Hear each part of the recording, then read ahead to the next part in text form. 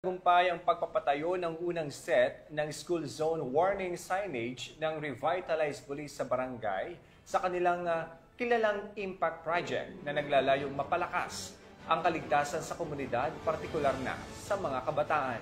Layunin ng proyektong ito na maiwasan ng aksidente sa kalsada sa pamamagitan ng pagbibigay ng sapat na babala sa mga motorista na maghinay-hinay sa pagmamaneho kapag nasa school zone area. Nakatutok dyan si Patrolwoman Charmaine Balunsat.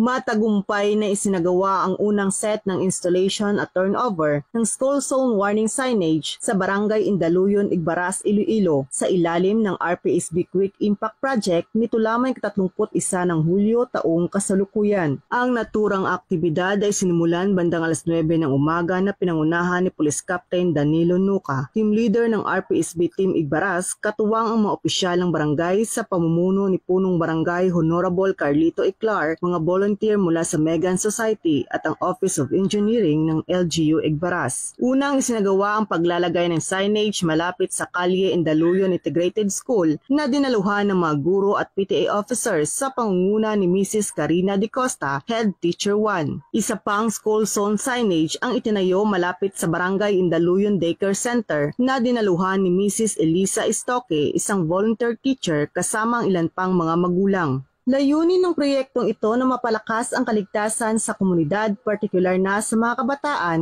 sa pamamagitan ng pagbibigay ng babala sa mga motorista upang mag-ingat sa mga lugar na malapit sa paaralan. Isa rin itong akbang upang maiwasan ang mga aksidente sa lansangan at mapanatili ang kaayusan at seguridad ng mga estudyante at pedestrian. Lubos ang pasasalamat ng mga guro at magulang sa RPSB Team Igbaras para sa kanilang dedikasyon at malasakit sa kaligtasan ng mga kabataan. Nagtapos ang aktibidad na may masiglang ngiti at pasasalamat mula sa lahat ng dumalo. Isang patunay ng patuloy na pagganap ng PNP sa kanilang tapat at makataong serbisyong publiko. Mula dito sa Western Visayas, ako ang inyong PNN correspondent, Patrolwoman Charmaine Balunsat.